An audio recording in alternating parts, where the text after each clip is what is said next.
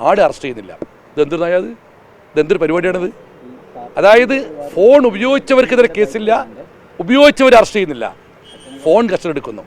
Custody എടുക്കേണ്ടത് ഫോണല്ല, ഈ ഗ്രൂപ്പിലെ അഡ്മിന്മാരെയും അതിൽ പരാമർശിക്കപ്പെട്ട DYFI ബ്ലോക്ക് ബസിൻ്റെയും കസ്റ്റഡിയിൽ അറസ്റ്റ് ചെയ്ത് കസ്റ്റഡിയിലെടുത്ത് ചോദ്യം ചെയ്താൽ ഇത് കുറേ കൂടി വിവരങ്ങൾ പുറത്തു വരും.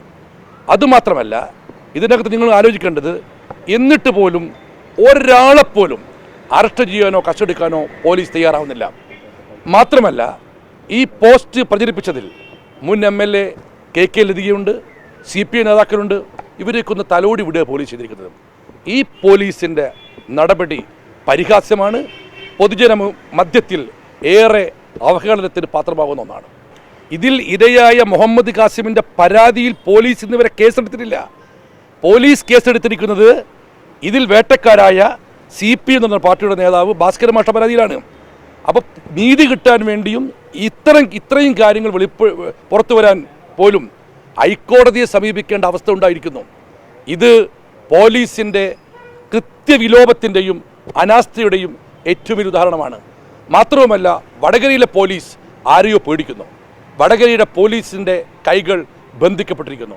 ഒരു സംശയവുമില്ല, CPMൻ്റെ ഒരു പോഷക സംഘടനയെ പോലെയാണ് വടകരയിലെ പോലീസ് ഈ കാര്യത്തിൽ പ്രവർത്തിച്ചുകൊണ്ടിരിക്കുന്നത്.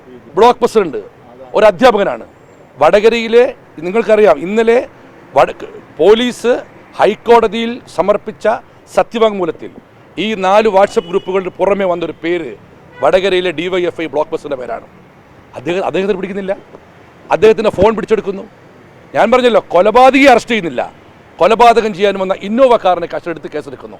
അതേ നയമാണ്, അതേ പരിപാടിയാണ് ഈ കാര്യത്തിൽ വടകരയിലെ പോലീസ് ചെയ്തിരിക്കുന്നത്. 100%. കാരണം എന്താ വെച്ചാൽ, ഇത് CPM കുറേ കാലങ്ങളായി നാട്ടിൽ ചെയ്യുന്നതാണ്. വ്യക്തിഹത്യ, വർഗീയ ധ്രുവീകരണ ശ്രമം, എന്തെങ്കിലും ഒരു വോട്ടിനോ നേട്ടത്തിനോ വേണ്ടിക്കൊണ്ട് എന്ത് വൃത്തികേടും നടത്താൻ മടിക്കാത്ത പാർട്ടിയാണ് മാർക്സിസ്റ്റ് പാർട്ടി.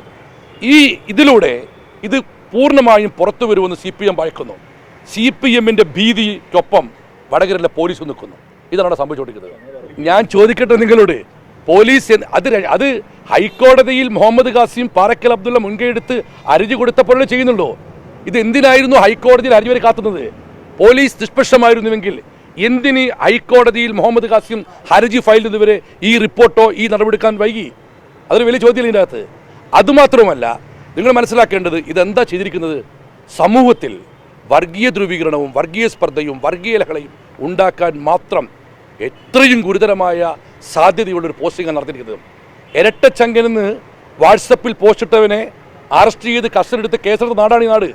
ആ നാട്ടിലാണ് മതസൗഹാർദ്ദത്തിന് പേരുകെട്ട ഈ മണ്ണിൽ മതസ്പർദ്ധ വളർത്തുന്ന ഈ പരാമർശം നടത്തിയതിനെതിരെ പോലീസ് കയ്യും കിട്ടി നോക്കി നിൽക്കുന്നത്. UDF അടിയന്തരമായി ചേരുന്നുണ്ട്.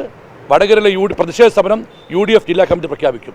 ഒരു സംശയവുമില്ല, ഞങ്ങൾ തുടക്കത്തിലേ പറയുന്നുണ്ട്, യഥാർത്ഥ പ്രതികളെ നിയമത്തിന് മുമ്പിൽ വന്ന് മാതൃകാപരമായി ശിക്ഷിക്കുന്ന പോരാട്ടവുമായി കോൺഗ്രസും UDF മുന്നോട്ട് പോകും. ഇതിൻ്റെ പിന്നിലുള്ളത് CPMൻ്റെ ഉന്നത നേതാക്കളാണ്.